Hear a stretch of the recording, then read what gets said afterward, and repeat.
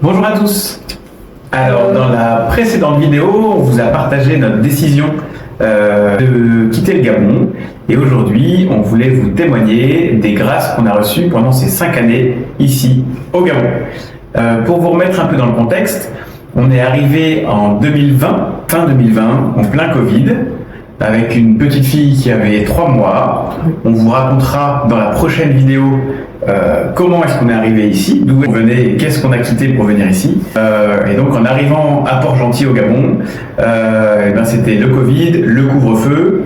On est venu ici parce que Sally a accepté un travail. Donc Sally a beaucoup travaillé, en particulier les premiers mois.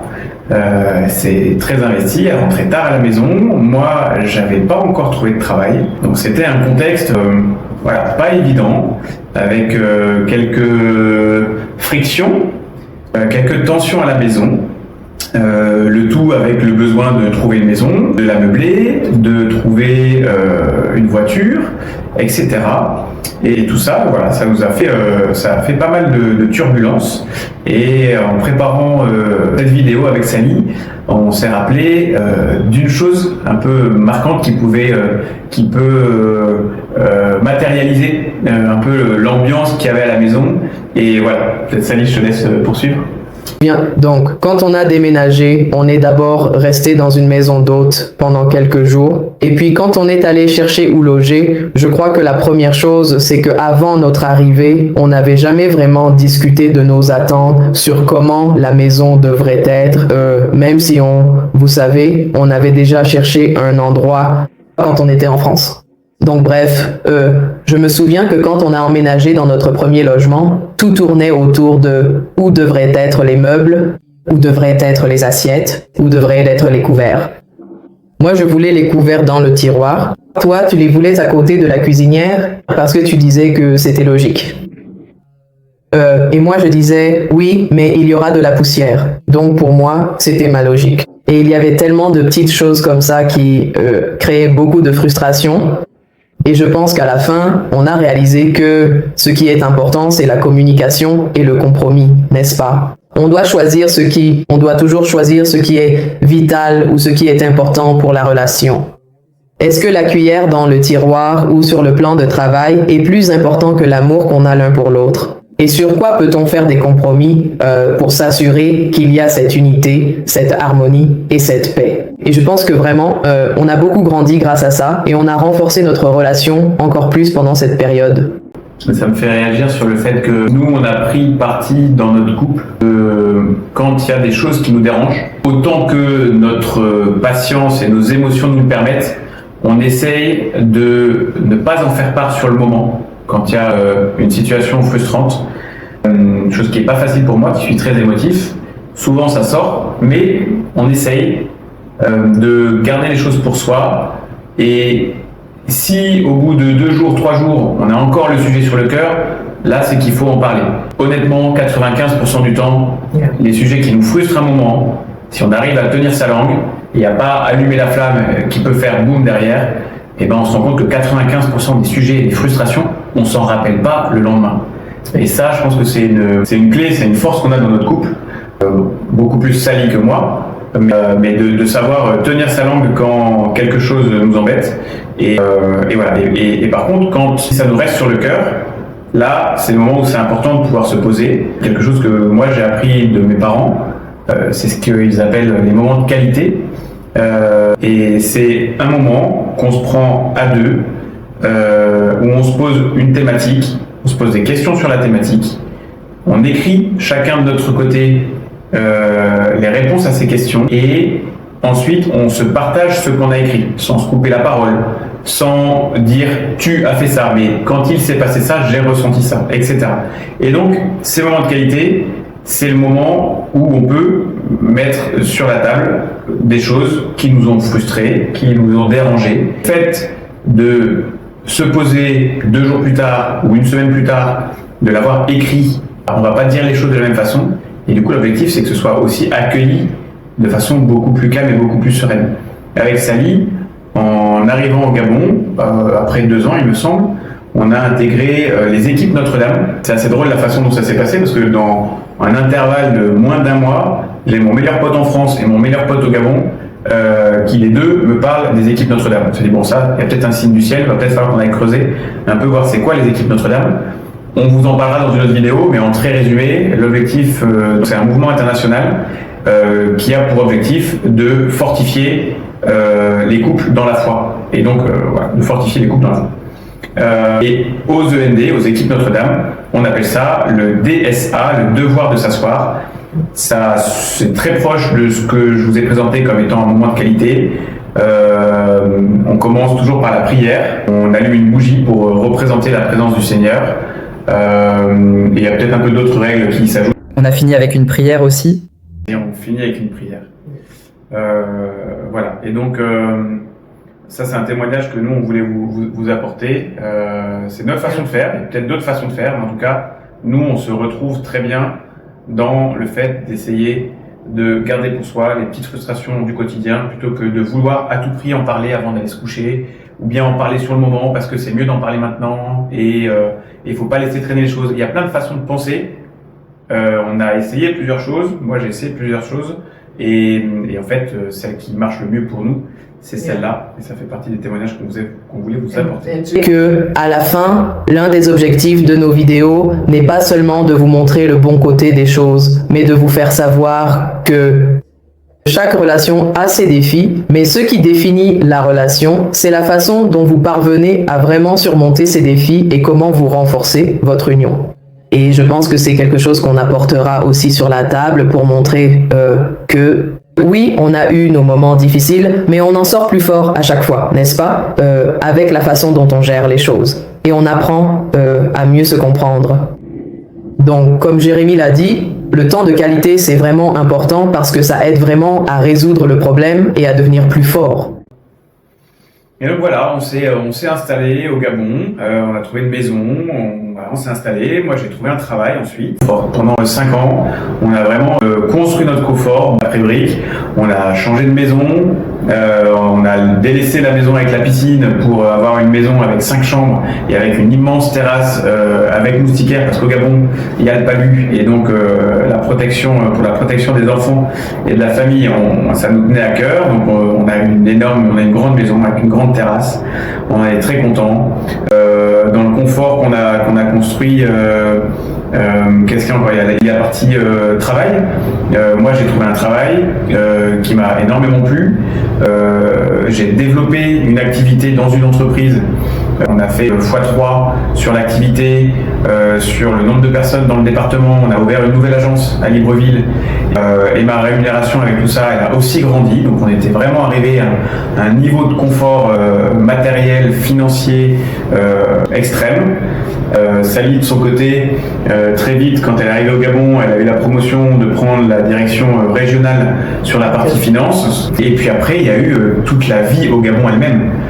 Le Gabon, il faut savoir que c'est un pays qui est sur l'équateur. Tous les jours, le soleil se lève à 6h, se couche à 18h.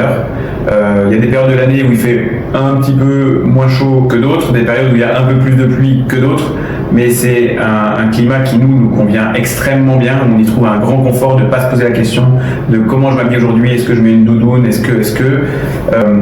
on habite dans une ville, Port-Gentil, où moi, pour aller au travail, je mets littéralement 4 minutes, Sally en met 5, pour arriver sur une plage de sable fin blanc avec une eau plate, transparente, des petits poissons et des palmiers comme on le voit sur des cartes postales. On en a pour 7 minutes en voiture et c'est un endroit où on va au moins une fois par semaine. On peut même y aller après le boulot. Moi j'ai eu pendant longtemps le vendredi soir, je quittais le travail à 17h30, je rentrais à la maison prendre mes 2 grands enfants et puis je les emmenais, on allait se baigner, on allait jouer sur la plage, faire des châteaux, manger une pizza et on rentrait à la maison à 19h.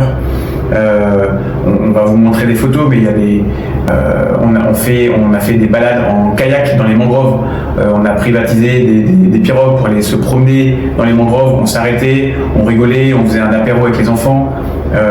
Il y a des endroits très sympas comme l'auberge des Trois-Rivières, où on va passer le week-end. C'est un super hôtel tout en bois sur la plage.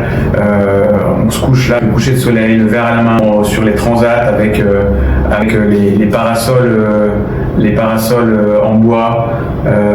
Qu'est-ce qu'on a vécu au Gabon? Le côté dès qu'on sort de Port-Gentil, il n'y a pas longtemps, on est allé voir les gorilles avec les enfants. C'est unique au monde. Un endroit où on peut aller voir avec des enfants mineurs des gorilles dans leur état naturel. Il n'y a pas d'autre endroit au monde. Nous, on fait 2 heures de voiture, on fait 20 minutes de pirogue et on reste dans la pirogue et on voit les gorilles qui sortent de la forêt et qui sont là à 10 mètres de nous, en train de manger leurs cacahuètes et leurs bananes. Ça nous est arrivé, ça me rappelle un jour, un dimanche, il était 15h. On n'avait pas grand chose de prévu dans l'après-midi. Il y avait tante Sylvia, la tante de Sally qui était à la maison, les enfants qui étaient là, qui n'avaient jamais vu d'éléphant de leur vie. Et à 15h, je lance l'idée de ça vous dit qu'on a essayé d'aller voir les éléphants. Et tout le monde était partant. On prend la voiture, on sort de Port-Gentil en 2 heures. Au bout de 2 heures, on commence à ralentir. On savait que c'était la bonne heure pour pouvoir.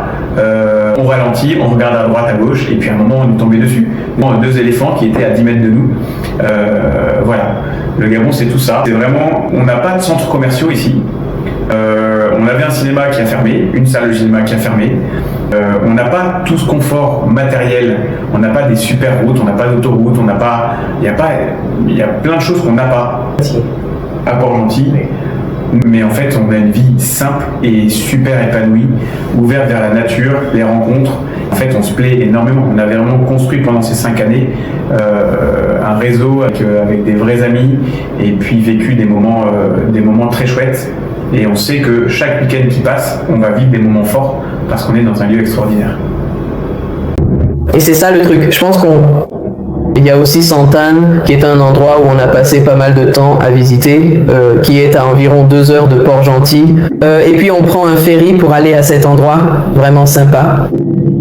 On a eu la chance de rencontrer des gens sympas là-bas. Il y a Omboué qu'on a aussi essayé de visiter, et parfois aussi on va encore plus loin. Il y a un endroit qui s'appelle Léon Mambassi et tout ça. Ouais, vraiment sympa. C'est toujours une aventure une fois qu'on sort. Et aussi la vie nocturne, et surtout le week-end, le vendredi soir.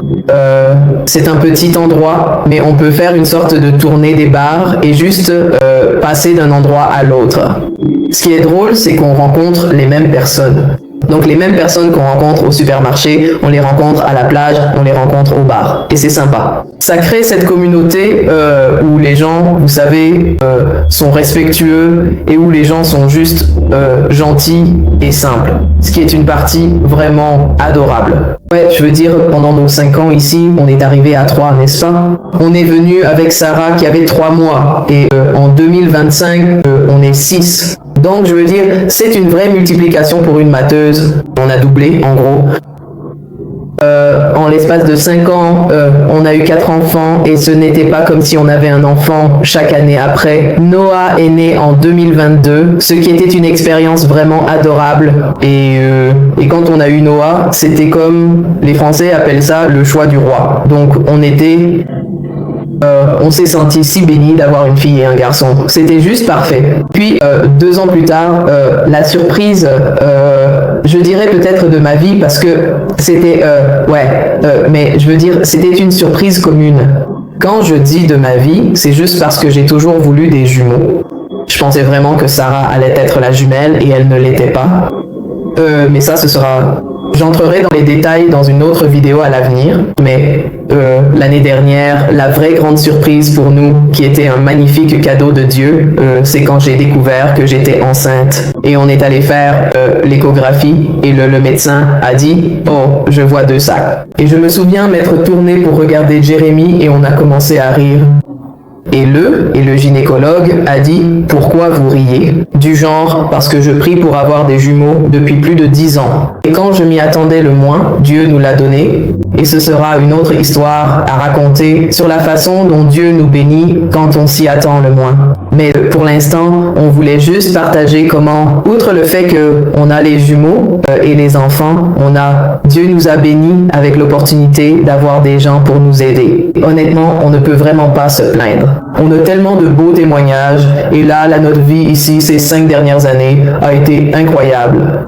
Un confort tellement extrême que, comme le disait Sally, moi en octobre 2025, vous m'auriez dit où est-ce que t'es dans 2 ans, j'aurais dit le Gabon, et peut-être même pour les 10 prochaines années. On a, comme le disait Sally, bonjour un petit coucou à Marie, à Blandine, à Dan, et aussi à tante Sylvia qui a toujours été là pour nous. On avait un confort à la maison.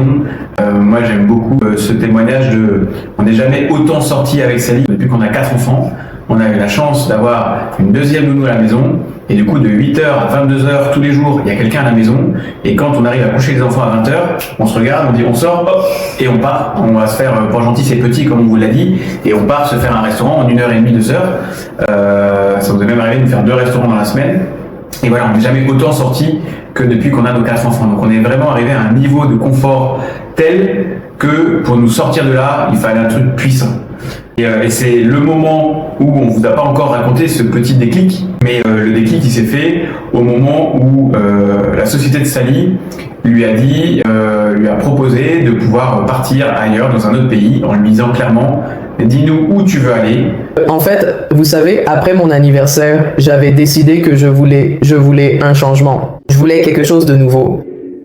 Et j'ai dit à mon entreprise que je serais heureuse de partir ou d'avoir quelque chose de différent. Et c'est là que, vous savez, ce que Jérémy vient de souligner. Et c'est l'un des avantages de travailler avec une multinationale. C'était, oui, réfléchissez à ce que vous voulez, regardez les opportunités dans l'entreprise et voyons comment nous pouvons vous soutenir. Et donc, on a eu la discussion sur cette base. C'est cette soirée où Sally a eu sa discussion avec ses patrons, elle me raconte ça, et moi qui étais bien ancré dans mon idée de rester à Port-Gentil encore de nombreuses années, le petit fait d'entendre qu'on peut repartir n'importe où dans le monde à l'aventure avec le confort d'une expatriation payée par une grande entreprise, etc., c'est le petit truc qui a mis l'eau à la bouche et qui a ouvert mon esprit à se dire ok, d'accord, malgré tout le confort qu'on a ici, on peut repartir vivre des choses chouettes à l'extérieur. Et ensuite, c'est accumulé plein de réflexions. La première, c'était de se dire, c'est moi qui ai dit ça à Sally, ok, c'est cool, on peut partir dans un nouveau pays, celui qu'on voudra, avec le confort que toi, tu es un super boulot. Et il y a 11 ans, en 2014, quand on s'est rencontrés, on s'était dit qu'on arrêterait de bosser pour faire du social. Et là, si on repart dans un autre projet comme ça, ok, c'est cool, c'est l'aventure, c'est excitant, c'est confortable, mais il manque un truc. Donc, et la réflexion d'après, c'est de se dire, d'accord, donc si on repart pas avec tout ce confort et cette excitation d'aventure, du coup, le fait de rester ici à Port-Gentil, un endroit où on est depuis 5 ans, où on a tenté des actions sociales qui n'ont pas très bien fonctionné, et où du coup, en fait, on ne fait pas, on n'a pas une vraie action, un vrai impact social, dans ce cas-là, ça n'a plus de sens non plus.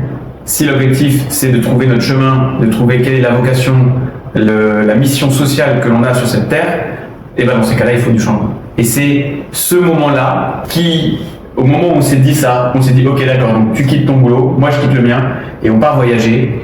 Et à ce moment-là, on s'en rappelle très bien, on avait le sourire jusqu'aux oreilles, on en a parlé pendant 1 heure, on allait se coucher. Le lendemain, on s'est dit, bon, tu réfléchis pendant la journée, et puis ce soir, quand on rentre du travail, on en reparle. On est parti au travail, le soir, on s'est retrouvés. Je lui ai dit, alors, qu'est-ce que tu en penses? Et on avait tous les deux la même réaction, c'est de se dire un peu plus stressé qu'hier, le côté excitation, waouh, il est un peu descendu, un peu plus stressé parce qu'en fait, on plaque tout. On a tous les deux une super vie, des super salaires et un super confort, et on décide de tout plaquer. En plus, on s'est dit que notre plus grande fille rentre en CP au mois de septembre 2026. Donc, si on part pas fin 2025, en fait, plus on décale le départ, plus on va réduire notre temps de voyage. Donc, il faut qu'on parte maintenant. Donc, en fait, il fallait que 6 semaines après ce jour de cette discussion, on ait quitté le Gabon. Et puis pour aller un peu plus loin dans notre folie, on a décidé qu'on partirait seulement qu'avec 6 valises, qu'on vendrait tout le reste ou qu'on ferait des dons. Et voilà, et donc on se mettait vraiment à nu, on quitte vraiment tout notre confort pour partir dans cette aventure. Et où est-ce qu'on sera après nos 6 mois de voyage? On n'en a strictement aucune idée. On sait juste qu'on aimerait, notre cerveau nous dit que ce serait bien qu'au mois d'août 2026, on s'installe dans un pays pour que notre plus grande fille fasse une rentrée scolaire en CP dans un pays. Mais si ça se trouve, à la fin de notre voyage, on essaiera de continuer notre voyage. Le Seigneur nous dira qu'on a plein de choses à faire en continuant de voyager. Si ça se trouve, on rentrera en France. Si ça se trouve, on reviendra au Gabon. Si ça se trouve, on repartira dans un autre pays. Est-ce qu'on va rester en Asie? On n'en sait strictement rien. Et c'est la partie excitante. Pour la première fois de ma vie, parce que ceux qui me connaissent savent, mon mari surtout, sait que j'aime structurer les choses. Objectif sur 10 ans, sur 5 ans, 2 ans, 1 an, moyen terme, court terme, tout. J'aime que tout soit structuré. J'aime savoir de quoi demain sera fait. Et pour la première fois de ma vie, et je pense que j'ai eu ce déclic après les jumeaux, parce que c'était une surprise qui a montré qu'on ne peut pas tout contrôler. Je me suis dit, je pense que c'est ce qu'on appelle le lâcher-prise en français, juste laisser aller. J'ai réalisé que c'est si beau de ne pas avoir à s'inquiéter du lendemain parce qu'on a une confiance totale en Dieu que ce sera génial. On fait ce qu'on a à faire, mais demain, Dieu a déjà tout prévu. On a juste besoin d'avancer pas à pas et c'est incroyable. 2 Timothée 1 verset 7 qui dit « Car Dieu ne nous a pas donné un esprit de peur, mais d'amour, de puissance et un esprit saint. » Pour moi, je pense que c'est vraiment évident dans les choix qu'on a faits, qu'on avance chaque jour sans peur, qu'on a de l'amour l'un pour l'autre, de l'amour pour les gens qu'on n'a pas encore rencontrés, de l'amour pour notre communauté où on veut apporter le changement. Et il nous a donné la puissance parce qu'il nous a donné le courage et la force de pouvoir prendre cette décision audacieuse et d'être aussi téméraire et aussi fou que possible. Et un esprit saint, ce qui signifie qu'on est conscient de la décision. Ne vous méprenez pas, ne pensez pas qu'on est fous et inconscients, on en est très conscient, mais Dieu nous a donné la paix, on sait que demain est entre ses mains. Donc on avance pas à pas et on n'a pas à s'inquiéter ou à stresser à ce sujet parce que tout est entre les mains de Dieu. C'est juste magnifique. Donc, dans la prochaine vidéo, on va vous en dire un peu plus sur notre parcours, même avant d'arriver au Gabon, parce que le but est que vous compreniez vraiment d'où on vient. Et je pense qu'avec ça, une fois que vous comprendrez d'où on vient, vous comprendrez aussi où on va avec tous ces projets qu'on a. Alors, restez à l'écoute pour la suite et n'oubliez pas d'aimer, de suivre et de partager. Merci beaucoup, c'est la famille.